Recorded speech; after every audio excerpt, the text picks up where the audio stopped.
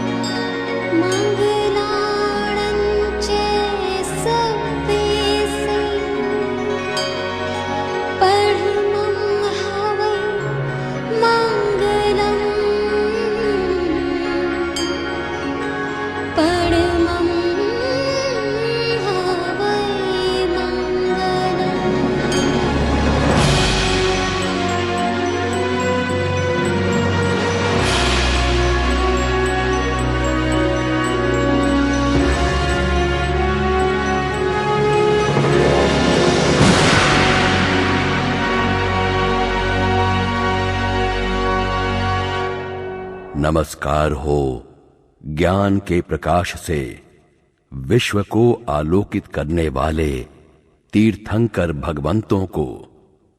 नमस्कार हो प्रचंड पुरुषार्थ के बल से श्री तीर्थंकर परमात्मा के मार्ग को हम तक पहुंचाने वाले गुरु भगवंतों को। नमस्कार हो विश्व कल्याण कर अपूर्व गुणों के भंडार श्री जिन शासन को। समग्र विश्व के दुख, दर्द और दुर्भावों से मुक्त करने के लिए अनेकांतवाद और अहिंसा का सच्चा मार्ग दिखा रहा है श्री जिन शासन। जीवन को सार्थक और सुंदर बनाने के लिए प्रेम, विवेक और वैराग्य की विचारधारा दे रहा है श्री जिन शासन। अपने चिंतन को वास्तविक और व्यापक बनाने के लिए ज्ञान और विज्ञान के असंख्य क्षेत्रों का विवरण दे रहा है श्री जिन शासन। जीवन को स्वस्थ, समृद्ध और संपूर्ण बनाने के लिए जैन ज्ञान परंपरा, गुण परंपरा और आचार परंपरा को जीवन में अपनाना ही होगा। जैनम परिवार इन्हीं परंपराओं को आप तक और विश्व के हर प्रदेश तक पहुंचाने की तमन्ना रखता है। इसीलिए जैनम परिवार इन परंपराओं के मुख्य मुख्य अंशों को दृश्य रूप में दिखाना चाहता है। इसी भावना को सफल करते हुए सबसे पहले आपके सामने जैन परंपरानुसार विश्व का स्वरूप दिखाना है। प्रस्तुत है उसी का एक अंश, नरक दर्शन। नरक का संपूर्ण स्वरूप दिखाना तो असंभव है, उसका आंशिक दर्शन कराना भी हमारे बस के बाहर है। विश्व में फैल रहे पापाचार, अत्याचार, भ्रष्टाचार, व्यभिचार और अनाचार में सम्मिलित होने वाले को वहां जाना होता है और कितने कष्ट झेलने पड़ते हैं। कहानी आज भविक जन करुणा सागर वीर की, करुणा सागर वीर की। सारे जग के तारण हारे धीर वीर गंभीर की, सारे जग के तारण हारे धीर वीर गंभीर की। त्रिशला मात के राज दुलारे हो, त्रिशला मात के राज दुलारे। सिद्धारथ के नंद की गाओ सब मिल गौरव गाथा।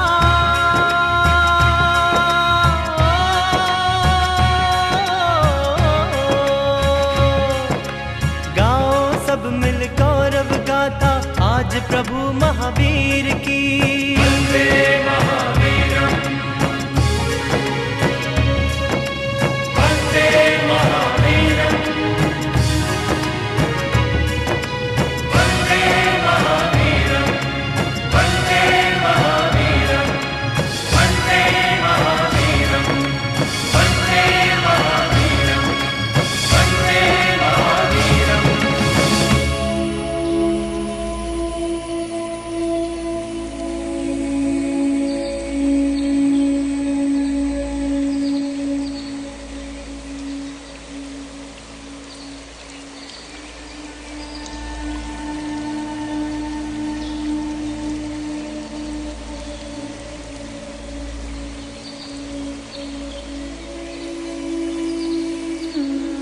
भगवान महावीर को केवल ज्ञान मिलते ही प्रकृति भी झूम उठी। देवताओं ने पुष्प बरसाए, पक्षियों ने प्रदक्षिणा दी, पशुओं ने चरण चूमे और वृक्षों ने भी झुक झुक कर उनके ज्ञान का अभिवादन किया। केवल ज्ञान मिलते ही पूरा विश्व परमात्मा को साफ दिखाई दे रहा था। अपने केवल ज्ञान के प्रकाश में अंधकार के प्रति रोशनी तुल्य त्रिभुवन तारक परमात्मा को पूरे ब्रह्मांड का जो स्वरूप दिखाई दिया वो था 14 राजलोक।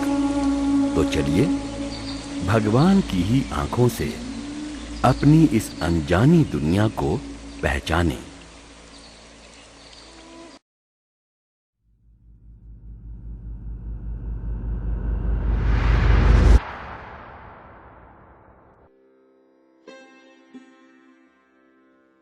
अनंत आलोक के बराबर बीच में स्थित 14 राजलोक, कोई आदमी अपने 2 पांवों को फैलाकर और दोनों हाथों को कमर पर रखकर खड़ा हो, ऐसा लगता है। धर्मास्तिकाय, अधर्मास्तिकाय, काल, आकाश, जीव, पुद्गल, 6 मुख्य द्रव्यों से बना हुआ ये 14 राजलोक समग्र जीव अजीव सृष्टि को अपने में समा लेता है। 14 राजलोक के सबसे ऊपरी भाग में अत्यंत निर्मल, सुगंधित एवं कोमल सिद्धिशिला है। ये सिद्धिशिला 45 लाख योजन विस्तार वाली है, जिसके ऊपर सिद्ध सुख का अनुभव करने वाले अनंत सिद्ध भगवंत रहते हैं और यहां अनंत ज्ञान, अनंत शक्ति और अनंत सुख का आस्वादन करते हैं। इस सिद्ध शिला के नीचे जय विजय, जयंत अपराजित और सर्वार्थ सिद्ध नाम के 5 अनुत्तर के विमान हैं। एक से लेकर ज्यादा से ज्यादा 7-8 भव में ही जो मोक्ष में जाने वाले होते हैं, वैसे जीवों का यहां जन्म होता है। यहां के देवों का आयुष्य 33 सागरोपम का है। उन्हें 33,000 साल के बाद ही भूख लगती है।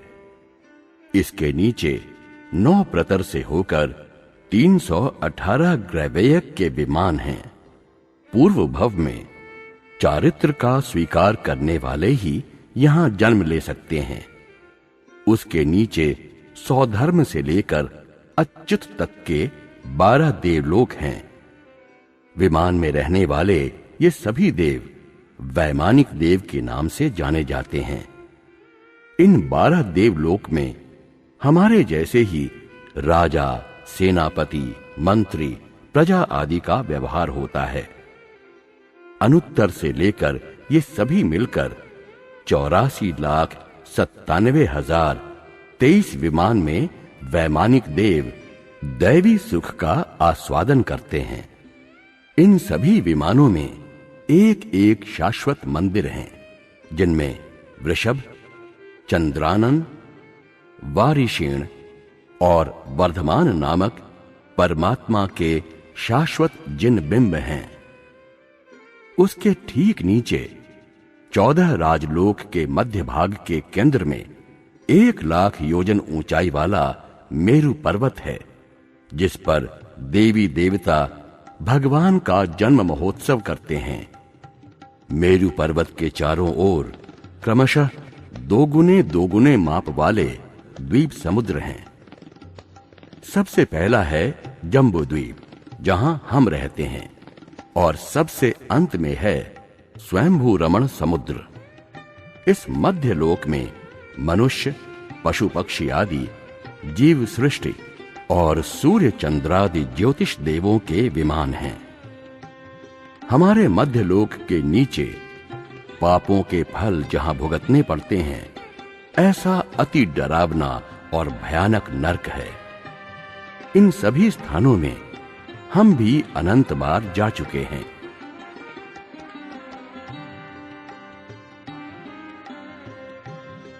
लोक के मध्य भाग से अंतिम भाग तक 7 नरक हैं। ये सभी नरक 4 स्तर के आधार पर हैं। सबसे नीचे का स्तर आकाश का है। आकाश के अलावा यहां पर कुछ भी नहीं है। उसके ऊपर पतले वायु अर्थात तन्वात नाम का स्तर है।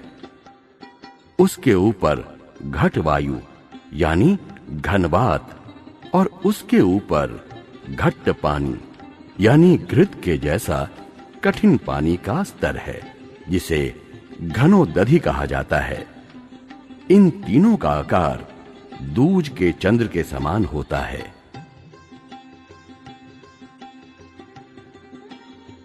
पहली रत्न प्रभा नाम की नर्क पृथ्वी है, जिसके ऊपर के स्तर में हम सब लोग रहते हैं। रत्न प्रभा पृथ्वी की मोटाई 1,80,000 योजन की है, जिसमें भवनपति, व्यंतर, बाण व्यंतर यानी यक्ष, भूत, पिशाच, राक्षस आदि देवों के भवन यानी महल हैं, और पहले नरक के 13 प्रतर में कुल मिलाकर 30 लाख नरकावास हैं। पहले प्रतर के मध्य में एक गोलाकार सिमंतक नामक इंद्रक नरकावास है। उसकी चारों दिशाओं में त्रिकोण, चतुष्कोण, गोलाकार आदि 49 नरकावास हैं, और विदिशाओं में त्रिकोण, चतुष्कोण और गोलाकार 48 नरकावास हैं। त्रिकोण नरकावास में 3, चतुष्कोण में 4 और गोलाकार नरकावास में 1 द्वार होता है। 8 दिशाओं के 49 और 48 पंक्तिबद्ध नरकावास के बीच में भिन्न भिन्न आकार के पुष्पावकीर्ण नरकावास हैं। दूसरे प्रतर में दिशाओं में 48 और विदिशा में 47 नरकावास और बीच में पुष्पावकीर्ण नरकावास है। इसी तरह पहले नरक के 13वें प्रतर में 37 और 36 नरकावास दिशा और विदिशा में हैं।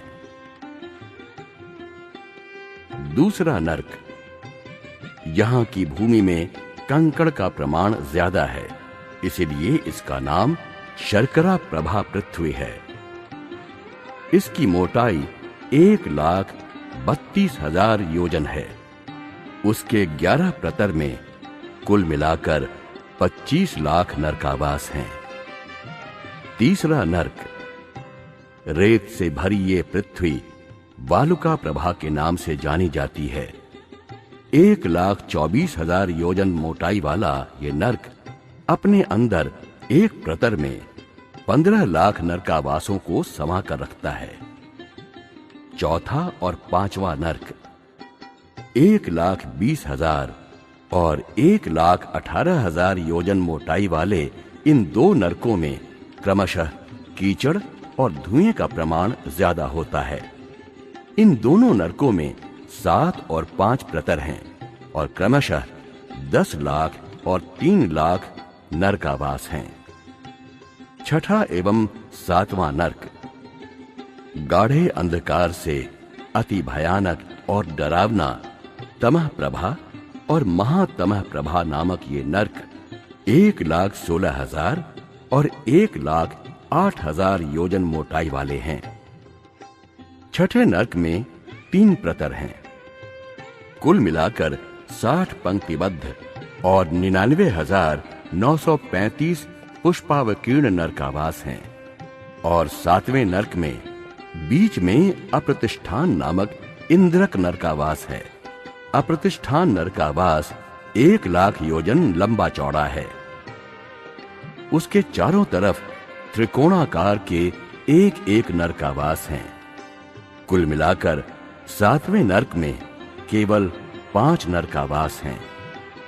इस तरह 7 नरक के 49 प्रतर में त्रिकोण, चतुष्कोण, गोलाकार और पुष्पावकीर्ण नरकावास मिलकर कुल 84 लाख नरकावास हैं, जहां नरक के जीवों का जन्म होता है और उनका पूरा जीवन अत्यंत पीड़ा और कष्ट में व्यतीत होता है। ये सभी नरकावास 3,000 योजन ऊंचाई वाले हैं। 7 नरकों में उत्पन्न होने वाले जीवों का जघन्य आयुष्य 10,000 साल और उत्कृष्ट आयुष्य 33 सागरोपम का है। शास्त्रीय परिभाषा में असंख्य सालों के समूह को सागरोपम कहते हैं। इतने काल तक इसमें आने वाले जीव प्रतिपल मौत से भी बदतर वेदना सहते हैं। 7 नरकों की दीवारें वज्र की बनी हुई हैं। इन दीवारों में ही अंदर बड़ी वज्र की कुंभी होती है, जिसका पेट बड़ा और मुंह छोटा होता है। इसी के अंदर नर्क के जीव का जन्म होता है। शरीर बड़ा और कुंभी छोटी होने से अंदर का जीव चिल्लाता है। तब परमाधामी देव अथवा नर्क के जीव उसके शरीर के सैकड़ों टुकड़े करके एक एक टुकड़े को बाहर निकालते हैं। सभी जीवों के शरीर पारे जैसे होते हैं। कटने के बाद वे फिर से जुड़ जाते हैं। शरीर के कटने से उन्हें मृत्यु जैसी वेदना होती है, लेकिन मौत नहीं आती।